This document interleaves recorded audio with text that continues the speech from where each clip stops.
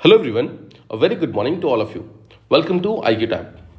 आज के इस वीडियो में हम 29 दिसंबर 2023 के द हिंदू न्यूज़पेपर के जितने भी important news articles and editorials हैं उन्हें prelims and mains point of view से कवर करने वाले हैं। देखिए, जो हमारा फर्स्ट न्यूज़ है that is about a nation called as Qatar. Qatar को सबसे पहले समझते हैं कि एग्जैक्टली बैकग्राउंड क्या है।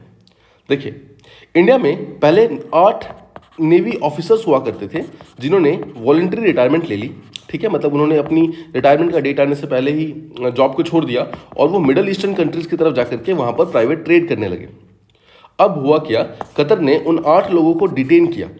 डिटेन करके उनके ऊपर एक केस स्टार्ट किया और वो केस था जासूसी के ऊपर, दैट इज एस्पियोनेज के ऊपर। एस्पियोनेज का मतलब होता है जासूसी। कतर का कहना यह है कि ये इंडियन ऑफिशियल्स हैं जो कि कतर के अंदर आकर के वहाँ पर जासूसी कर रहे हैं और इस पर्टिकुलर चीज़ को अपहेल्ड करते हुए जो कतर का सुप्रीम कोर्ट है उन्होंने इन 8 लोगों को यानी कि 8 इंडिया के एक्स नेवी ऑफिसर्स को फांसी की सजा सुना दी, दैट इज इन्हें डेथ सेंटेंस दे दिया।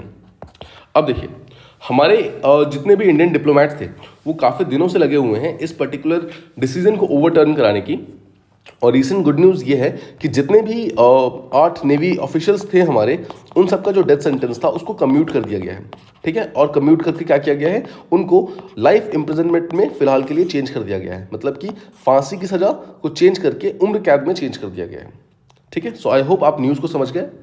अब हमारे एग्जामिनेशन पॉइंट ऑफ व्यू से कतर जो है वो काफ़ी ज़्यादा हॉट टॉपिक हो जाता है बिकॉज इंडिया के साथ उसके डायरेक्टली अब रिलेशनशिप न्यूज़ में है। तो हम समझते हैं कतर एग्जैक्टली कहाँ पर लोकेटेड है। सबसे पहली चीज़ तो कतर जो है एक मिडल ईस्टर्न कंट्री है जो कि अरेबियन पेनिनसुला के नॉर्थ ईस्टर्न कोस्ट के अंदर प्रेजेंट है। मैं आपको शो करता हूँ एग्जैक्टली कहाँ पर है। देखिए, अगर आप ये देखेंगे, दिस इज वर्ल्ड मैप, देख सकते हैं आप, this is India and this part is called as Arabian peninsula, ये वाला पार्ट जो है। ठीक है, अब इसी के नॉर्थ ईस्ट में अगर आप देखेंगे तो दिस वाला पार्ट जो छोटा सा देख रहे हैं ना, this is called as Qatar. ये देखिए, जो छोटा सा यहाँ बल्ज निकला हुआ है, दिस इज कतर। तो इस पर्टिकुलर मैप में आपको और बेटर तरीके से समझ आएगा। अगर आप देखेंगे, कतर जो है अपने 3 साइड से पर्शियन गल्फ से कनेक्टेड है और सिर्फ एक तरफ से लैंड को टच करता है और वो टच करता है थ्रू सऊदी अरेबिया। ठीक है, सो आई होप कतर का जो मैप है वो आपको क्लियर है। सो एक बार फिर से, वो अरेबियन पेनिनसुला के नॉर्थ ईस्टर्न कोस्ट के अंदर प्रेजेंट है और जब वो लैंड बॉर्डर टच करता है वो सिर्फ और सिर्फ सऊदी अरेबिया के साथ टच करता है। अब देखिए, कतर का जो ऑफिशियल स्टेट रिलीजन है वो है सुन्नी इस्लाम। मतलब सिर्फ और सिर्फ इस्लाम नहीं है, इस्लाम का एक पर्टिकुलर सेक्ट जो है सुन्नी, वो इनका ऑफिशियल स्टेट रिलीजन है। नाउ यहाँ पर एक क्वेश्चन आता है कि इंडिया का ऑफिशियल स्टेट रिलीजन क्या है। सो इंडिया का ऑफिशियल स्टेट रिलीजन कोई भी नहीं है। भारत एक सेक्युलर कंट्री है और अपने सारे ही धर्मों को, सारे ही रिलीजन्स को प्रॉपर वैल्यू देता है, सबको प्रॉपर रिलीफ प्रोवाइड करता है। इसके अलावा अगर आप देखें, कतर का जो ऑफिशियल लैंग्वेज है वो यहाँ पर अराबिक है। ठीक है, इसके अलावा एक इंपॉर्टेंट इन्फॉर्मेशन ये है कि जो कतर की कैपिटल है वो दोहा के अंदर है। तो आप जब भी इंटरनेशनल अग्रीमेंट्स को कतर में होते हुए देखेंगे तो 99% टाइम वो दोहा के अंदर होते हैं और इसलिए उन सारे ही अग्रीमेंट्स का नाम जो होता है वो दोहा अग्रीमेंट होता है। ठीक है, सो आप ध्यान रखिएगा, जब भी दोहा अग्रीमेंट आप न्यूज़ में सुनते हैं इसका मतलब है वो पर्टिकुलर मीटिंग कतर के अंदर हुई है। इसके अलावा कतर जो है वो पहले एक प्रोटेक्टोरेट स्टेट हुआ करता था ग्रेट ब्रिटेन के अंदर।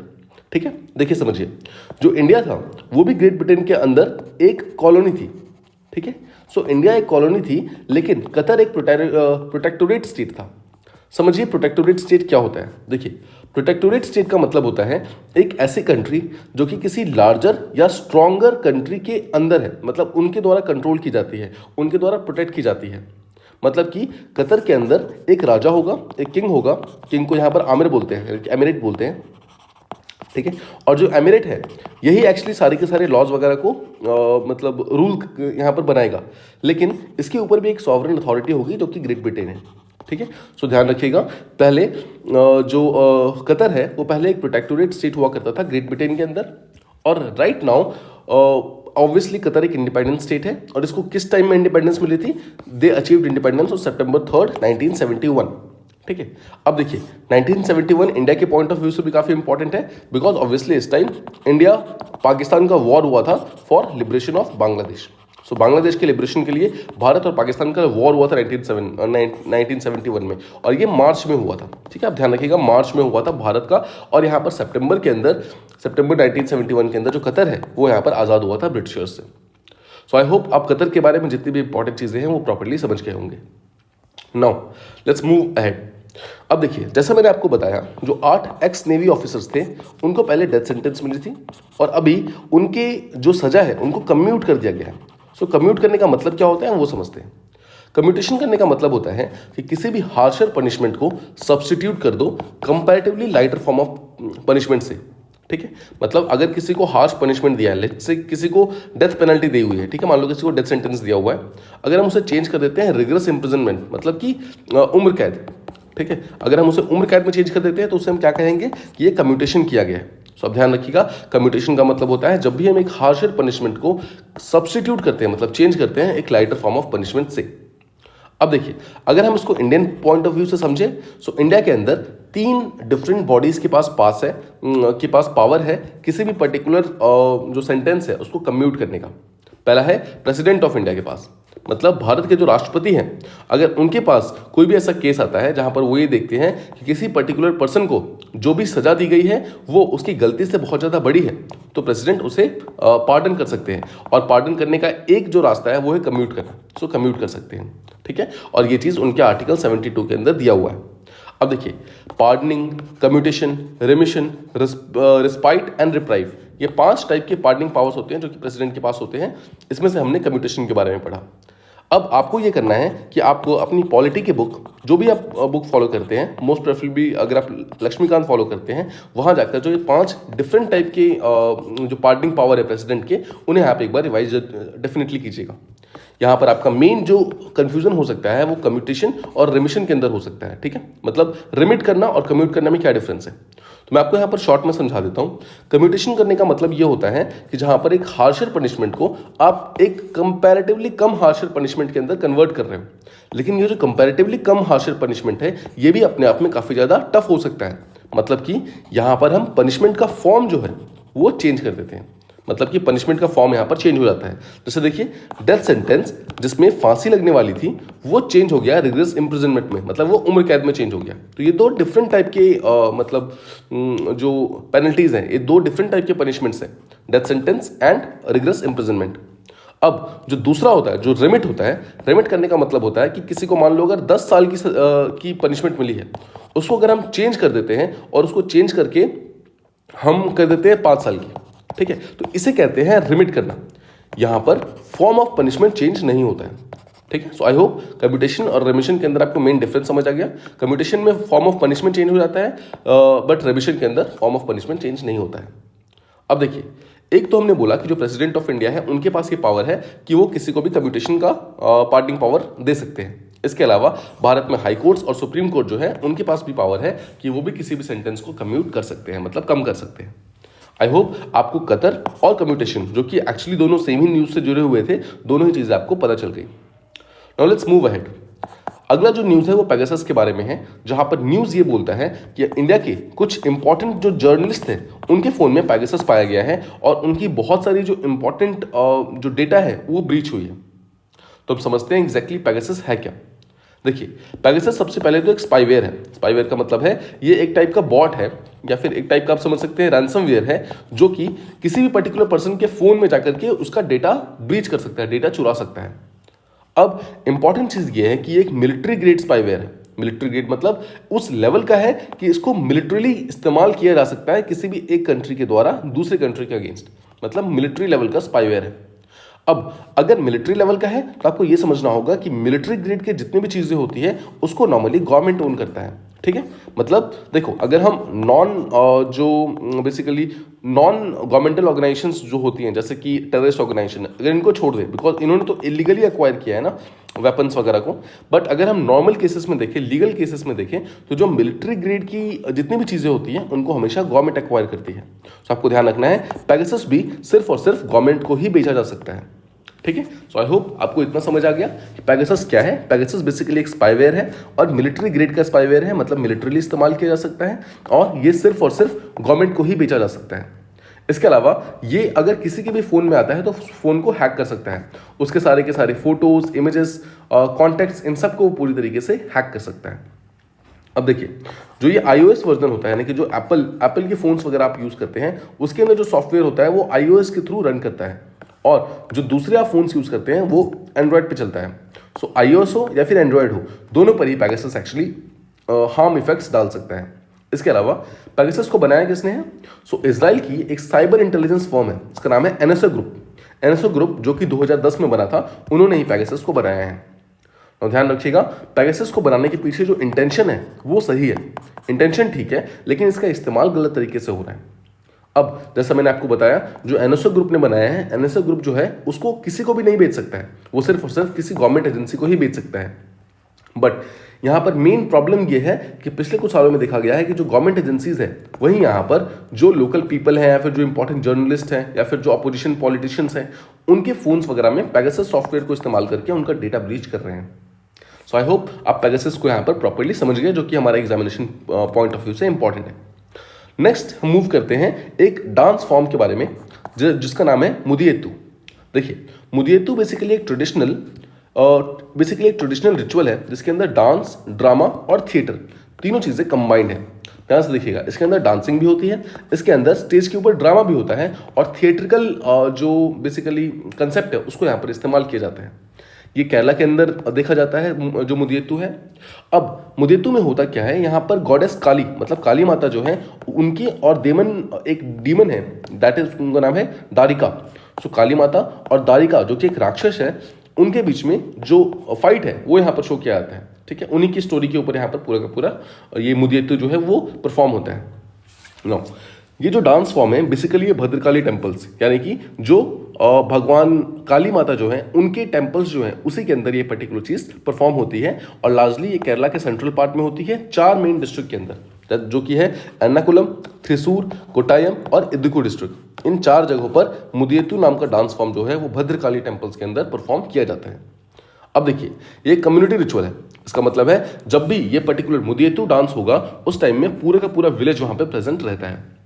तो लार्जली मरार कम्युनिटी और कुरुप्पी कम्युनिटी ये काफ़ी इंपॉर्टेंट है। ध्यान रखिएगा, जब भी आप किसी ट्राइब का नाम सुनते हैं या फिर किसी कम्युनिटी का नाम सुनते हैं, वो UPSC prelims point of view से काफ़ी ज़्यादा इंपॉर्टेंट हो जाता है, because UPSC has a knack of asking these questions again and again. So आपको मरार कम्युनिटी, कुरुप्पू कम्युनिटी के बारे में पता होना चाहिए कि दोनों ही जो है केरला की कम्युनिटीज़ हैं और यही दोनों कम्युनिटीज़ वो हैं जो कि एक्चुअली मुदियेत्तू नाम का जो डांस फॉर्म है उसको परफॉर्म करते हैं।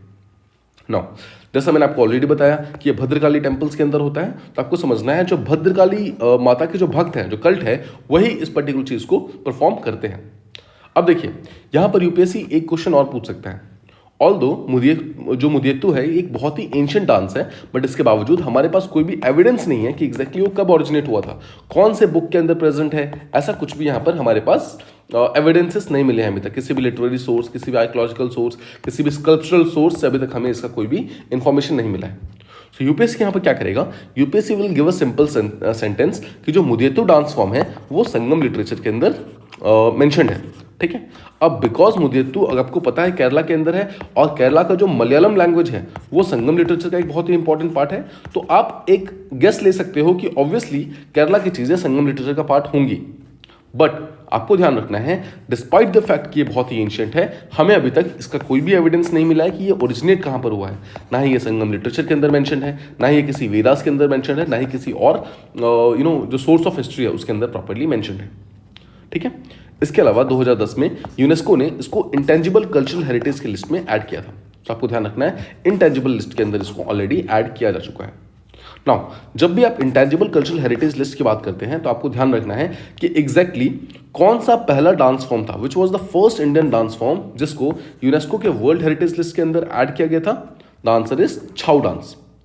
छाऊ डांस के बारे में हम कुछ चीज़ें देख लेते हैं। सबसे पहली चीज़ तो आई होप आप ये समझ गए कि जो यूनेस्को का वर्ल्ड हेरिटेज लिस्ट है, यानी कि जो इंटेंजिबल वर्ल्ड हेरिटेज लिस्ट है, उसमें जो फर्स्ट इंडियन एंट्री थी, जो इंडियन डांस फॉर्म था, वो छाऊ डांस था, जो कि 2010 के अंदर ही उसको ऐड किया गया था। अब देखिए, छाऊ डांस जो है basically semi classical dance form है जो कि ईस्टर्न इंडिया के अंदर होता है, ईस्टर्न इंडिया के अंदर परफॉर्म किया जाता है। उड़ीसा में, झारखंड में और वेस्ट बंगाल के अंदर ये 3 जगह पर ये परफॉर्म किया जाता है। जैसा मैंने आपको ऑलरेडी बताया कि ये पहला डांस फॉर्म है जिसको यूनेस्को के वर्ल्ड हेरिटेज लिस्ट के अंदर डाला गया है, 2010 के अंदर इसको डाला गया था। अब देखिए, छाऊ डांस जो है वो एक टाइप का मास्क डांस है, मतलब जितने भी इसके परफॉर्मर्स होते हैं वो लोग एक मास्क पहनकर परफॉर्म करते हैं, जिसमें जो डांसर होते हैं वो कभी मास्क पहनते हैं भगवान का, डीटी का, कभी एनिमल का, कभी बर्ड का, कभी हंटर का, कभी रेनबो का, राइट, कभी नाइट का, कभी फ्लावर का, राइट। सो अलग अलग टाइप के जो कैरेक्टर्स हैं उनको शो करने के लिए यहाँ पर मास्क का इस्तेमाल किया जाता है। सो अगेन एक क्वेश्चन आ सकता है कि कौन से डांस फॉर्म के अंदर मास्क का इस्तेमाल अलग अलग कैरेक्टर्स को शो करने के लिए किया जाता है। The answer is Chhau dance, जो कि eastern India, Odisha, Jharkhand, west Bengal, in areas के अंदर बेसिकली परफॉर्म किया जाता है। नाउ ये अक्सर रात के समय में परफॉर्म किया जाता है ओपन स्पेस में, मतलब जो उसके थिएटर्स होते हैं वो ओपन थिएटर्स होता है, ओपन स्टेजेस लगाए जाते हैं। अब इसके अंदर एक्रोबैटिक और मार्शल आर्ट्स दोनों ही इसका पार्ट है। देखिए जो डांस फॉर्म है ना, डांस फॉर्म का पार्ट है एक्रोबैटिक्स भी और मार्शल आर्ट्स भी। अब एग्जैक्टली छाऊ डांस कौन से भगवान के लिए किया जाता है? The answer is Lord Shiva. Lord Shiva की एक रूप है लॉर्ड भैरव, भैरव देव के लिए छाऊ डांस किया जाता है। सो आई होप आपको मुदियत्तु और छाऊ डांस दोनों के बारे में इंपॉर्टेंट चीजें पता चल गई। ये हमारे बेसिकली आज के इंपॉर्टेंट न्यूज पीस थे। अब हम आगे मूव करते हैं इंपॉर्टेंट एडिटोरियल्स के ऊपर। तो एक इंपॉर्टेंट एडिटोरियल जो आज आया हुआ है वो बात करता है maritime industry of India and China के बारे में। वो ये बोलता है कि इंडिया जो है उसने काफी पहले मैरीटाइम इंडस्ट्री के अंदर अपनी छाप छोड़नी स्टार्ट कर दी थी। मतलब भारत ने चाइना से पहले मैरीटाइम इंडस्ट्री को डेवलप करना स्टार्ट कर दिया था। बट इसके बावजूद अभी के टाइम में अगर हम देखें तो चाइना जो है बहुत रैपिडली डेवलप कर रहा है मैरीटाइम इंडस्ट्री में, और भारत जो है वो चाइना के आसपास भी नहीं है। ठीक है, सो डिस्पाइट द फैक्ट कि इंडिया ने स्टार्ट किया था, मतलब चाइना से पहले इंडिया स्टार्ट हो गया था, इसके बावजूद चाइना जो है वो हमसे कहीं ज्यादा आगे है। नाउ उसका मेन रीजन क्या है? सबसे बड़ा रीजन ये है कि जो पिछली गवर्नमेंट थी, यानी कि जो पिछली यूपीए गवर्नमेंट थी, उन्होंने क्या किया, प्राइवेट सेक्टर जो है उनके लिए मैरीटाइम इंडस्ट्री ओपन कर दी। मैरीटाइम इंडस्ट्री ओपन करने के कारण सबसे बड़ा इंपॉर्टेंट चेंज यहाँ पर यह आया कि जो पब्लिक सेक्टर था, मतलब भारत का जो गवर्नमेंट बॉडी थी, उन्होंने यहाँ पर मैरीटाइम सेक्टर के ऊपर ज़्यादा ध्यान देना छोड़ दिया। जैसे ही इंडियन गवर्नमेंट ने ध्यान देना छोड़ा तो ये पूरी की पूरी तरीके से प्राइवेट प्लेयर्स के ऊपर आ गया। ठीक है, बट आपको ध्यान रखना है प्राइवेट प्लेयर्स का जो मेन मोटिव होता है वो प्रॉफिट होता है, वो नेशन डेवलपमेंट नहीं होता है, राइट। कोई भी प्राइवेट प्लेयर तब तक ही इन्वेस्ट करेगा, तब तक ही रैपिडली ग्रो करने की कोशिश करेगा जब तक उसको प्रॉफिट हो रहा है। अगर उसको प्रॉफिट हो रहा है तो वो काम करेगा, अगर प्रॉफिट नहीं हो रहा तो ऑब्वियसली उसको ड्रॉप कर देगा। सेम चीज़ हुआ जैसे ही, अब देखिए अगर आप मैरीटाइम इंडस्ट्री की बात करते हैं तो मैरीटाइम इंडस्ट्री में बहुत सारे अलग अलग निश होते हैं। जैसे कि एक होता है शिप को बिल्ड करना, ठीक है, फिर एक होता है शिप को मैनेज करना, ठीक है, फिर एक होता है एक्सपोर्ट्स करना, एक होता है इंपोर्ट को प्रॉपर्ली मैनेज करना। अलग अलग टाइप की मैरीटाइम इंडस्ट्री के अंदर निशे होते हैं। अब इंपॉर्टेंट चीज ये है कि आप हर एक पार्ट के अंदर इक्वली डेवलप नहीं हो सकते, राइट। सो आपको चूज करना पड़ता है which are the best areas जहां पर आप डेवलप हो सकते हो। सो भारत ने स्टार्ट किया शिप बिल्डिंग के साथ, और ऑब्वियसली शिप बिल्डिंग यहाँ पर सबसे इंपॉर्टेंट चीज हो जाती है, बिकॉज शिप बिल्डिंग यहाँ पर बेस है। जो भी कंट्री यहाँ पर शिप बिल्डिंग को कंट्रोल कर रहा है वो बाकी तीनों चीजों को आराम से कंट्रोल कर सकता है, बिकॉज उसके पास शिप्स की अवेलेबिलिटी हमेशा ज्यादा होगी। ठीक है, तो इंडिया ने भी स्टार्ट किया शिप बिल्डिंग के साथ, लेकिन जैसे ही गवर्नमेंट सेक्टर यहाँ से बाहर आता है, मतलब मैरीटाइम इंडस्ट्री में कम होना स्टार्ट होता है और प्राइवेट सेक्टर जो है वो इंक्रीज होना स्टार्ट होता है, तो हम ये देखते हैं कि शिप बिल्डिंग जो है उतना प्रॉफिटिंग मार्केट नहीं रहा। ठीक है, और प्रॉफिटिंग मार्केट नहीं होने के कारण धीरे धीरे जो प्राइवेट सेक्टर है उन्होंने इस पर्टिकुलर जो एरिया है, ये पर्टिकुलर डोमेन जो है वहां से एग्जिट करना स्टार्ट कर दिया।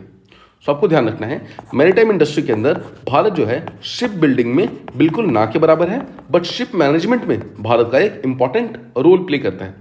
अब देखिए शिप मैनेजमेंट जो है बेसिकली एक सर्विसेज का पार्ट है, बिकॉज हम शिप को मैनेज करके अलग अलग टाइप की सर्विसेज कर रहे हैं, हम इंपोर्ट मैनेज कर रहे हैं, एक्सपोर्ट मैनेज कर रहे हैं, बट शिप बिल्डिंग जो है वो मैन्युफैक्चरिंग का काम है। तो अगेन अगर आप देखें तो भारत की एक बहुत बड़ी प्रॉब्लम ये भी रही है कि हमने मैन्युफैक्चरिंग को स्किप करके डायरेक्टली हम सर्विसेज की तरफ आगे बढ़ गए हैं, राइट। और अगेन हम मैरीटाइम इंडस्ट्री के अंदर भी यही कर रहे हैं, बट चाइना ऐसा नहीं कर रहा। चाइना जो है, चाइना का मेन फोकस जो यहाँ पर रहा है वो शिप बिल्डिंग के ऊपर रहा है।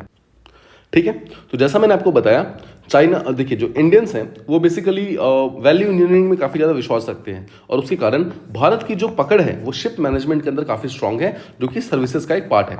और इस पर्टिकुलर सर्विस से भारत हर साल $6 बिलियन से ज़्यादा फॉरेन एक्सचेंज भारत के अंदर लेकर आता है। This is obviously a substantial amount, एक बहुत बड़ा अमाउंट है, लेकिन इसके बावजूद आपको ये समझना होगा कि सबसे बड़ी प्रॉब्लम हुई कि जो स्टेट ओन्ड यानी कि जो पब्लिक सेक्टर का शिपिंग कॉर्पोरेशन था वो हमारे यहाँ पर काफ़ी ज़्यादा कम हो गए। ठीक है, अब देखिए चाइना को समझते हैं। चाइना ने प्राइवेट सेक्टर को डायरेक्टली मैरीटाइम सेक्टर के अंदर अलाउ नहीं किया था। उन्होंने मेजॉरिटी टाइम गवर्नमेंट ने एक प्लान बनाया, और गवर्नमेंट जो है पूरे वर्ल्ड का, मतलब चाइनीज गवर्नमेंट जो है पूरे ग्लोबल लेवल का आधे से ज़्यादा शिप अब चाइना बनाती है 2020 तक। समझिए इस चीज़ को। अभी तक हर एक कंट्री अपनी अपनी शिप बनाने की कोशिश कर रही थी। राइट नाउ चाइना जो है शिप बिल्डिंग इंडस्ट्री के अंदर इतना ज़्यादा स्ट्रांग हो चुका है कि पूरे ग्लोब का आधे से ज़्यादा शिप जो है वो चाइना खुद बना रहा है। अब इसके अलावा ऑब्वियसली अगर दूसरों के बना रहा है तो चाइना जो है अपने सारे के सारे शिप भी खुद ही बना रहा होगा। और वो कहाँ पे बनाता है? वो गवर्नमेंट ओन्ड गवर्नमेंट यार्ड्स जो होते हैं, मतलब जो चाइनीज गवर्नमेंट है वो वहाँ पर प्राइवेट सेक्टर को या फिर अपनी खुद की पब्लिक बॉडी जो है उनको सपोर्ट करती है शिप बिल्डिंग के लिए। एंड दैट इज वाई वो लोग शिप बिल्डिंग के अंदर एक बहुत इंपॉर्टेंट फोर्स है। अब देखिए 2010 की अगर आप बात करेंगे, 2010 में इंडिया का जो शेयर था शिप बिल्डिंग इंडस्ट्री के अंदर वो 2% के आसपास था। तो जो उस टाइम यूपीए गवर्नमेंट थी 2009 में जो चुनकर आई थी 2014 तक के लिए, उन्होंने ये डिसाइड किया था इस पर्टिकुलर चीज़ को 2% से इंक्रीज करके 5% पर लेकर जाना है। ठीक है, लेकिन अगर आप राइट नाउ 2020 की बात देखें, मतलब कि देखिए 2010 में हमने प्लान किया था कि हम 2014 तक इसको 5% पे लेके जाएंगे, 2% से 5%, बट हम उसके भी अगर 5 साल बाद की बात करते हैं, यानी कि 2020 की बात करते हैं, तो यहाँ पर जो हमारा शेयर है वो राइट नाउ 0 हो चुका है। मतलब शिप बिल्डिंग के अंदर भारत का कोई भी इंपॉर्टेंट शेयर अब नहीं रहा।